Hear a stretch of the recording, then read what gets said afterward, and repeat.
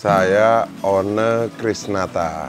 Sebenarnya berangkat dari hobi lah kalau menurut saya, karena kalau background teknik saya justru nggak ada, karena saya sekolah juga di jurusan bisnis ya.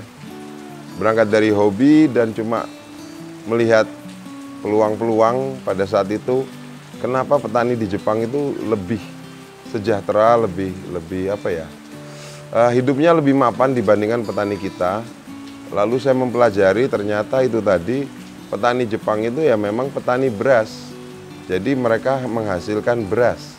Sementara kalau petani kita itu ya saat ini hanya mampu menghasilkan pohon padi. Mungkin karena sistem yang masih belum baik, dukungan pemerintah dan lain-lain.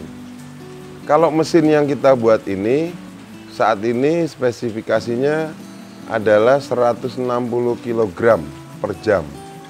Dengan menggunakan bensin, motor bensin, ataupun bisa juga menggunakan bahan bakar gas, atau bisa menggunakan listrik. Tapi kalau listrik itu kan kebutuhannya cukup tinggi, sekitar 3000 watt, yang mana petani kita umumnya tidak punya 3000 watt di rumah. Jadi lebih laku yang menggunakan bensin. Mesin beras kita menggunakan motor bensin dengan kapasitas 200 cc, dan bisa juga dikonversi menggunakan bahan bakar gas. Inputnya 160 kg gabah per jam, dan ini yang disebut mesin rice mill satu pas. Artinya masuk gabah, keluar langsung jadi beras. Kelebihan lain daripada mesin ini juga mudah ditarik dengan sepeda motor, dan mobility-nya sangat tinggi. Tidak lagi menggunakan mesin-mesin besar atau mesin-mesin mobil bekas yang dimodif menjadi penggilingan. Cukup dengan sepeda motor bisa mobile kemana-mana, dan kos bahan bakar motornya pun jauh lebih murah ya, menggunakan motor dibandingkan menggunakan mobil. Jadi ini terobosan baru yang kita harapkan selain bisa untuk memproduksi padinya sendiri menjadi beras, pemilik mesin ini juga bisa mencari sampingan tambahan dengan membantu petani-petani lainnya untuk bisa memproduksi gabah mereka menjadi beras.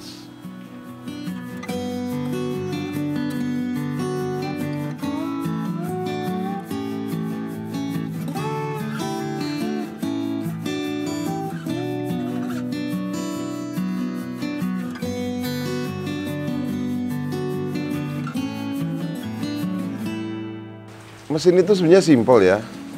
Jadi jalurnya itu standar aja,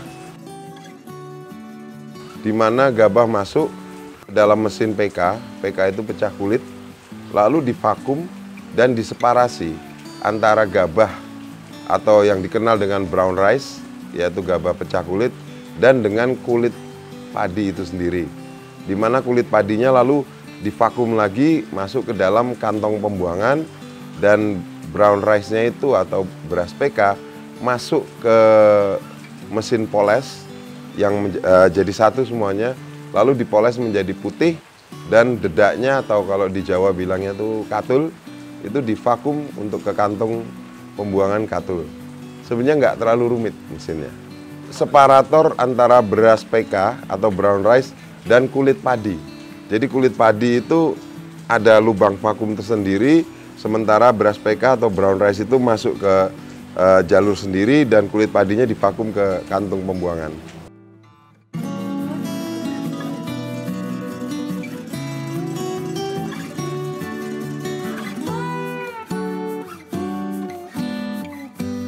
Pada saat beras itu sudah terpisah antara kulit dan biji beras, itu umumnya berasnya berwarna coklat atau coklat muda.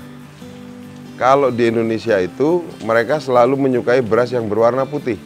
Jadi itu ada semacam settingan yang isinya tekanan, di mana beras dan beras itu saling beradu, akhirnya membuat beras itu menjadi putih. Istilahnya dipoles. Nah, kalau di Jepang itu mereka umumnya tidak terlalu menyukai beras yang warna putih. Jadi umumnya mereka itu menyukai beras masih agak kuning. Kenapa? Karena mereka beranggapan, dan itu betul, bahasanya beras yang tidak terlalu putih justru lebih sehat.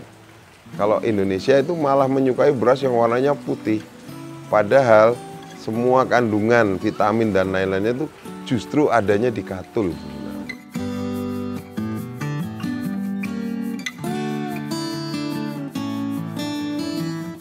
Nah, ini bisa melalui kur-kur dari bank-bank pemerintah atau juga bisa melalui pemerintah, di mana pemerintah itu banyak memberikan bantuan-bantuan kepada teman-teman sahabat petani. Jadi bisa menghubungi entah dewan, entah tokoh-tokoh masyarakat yang punya akses kepada pemerintah, seperti di Bali, di mana pemerintahnya sangat kooperatif dan sangat membantu petani mereka. Lalu ada juga beberapa koperasi yang memang betul-betul ditujukan untuk membantu teman-teman petani. Kalau mau beli langsung bisa menghubungi Krisnata Rice Mill, lokasi di Prambanan. Nanti kita kasih di akhir video untuk alamat dan nomor teleponnya.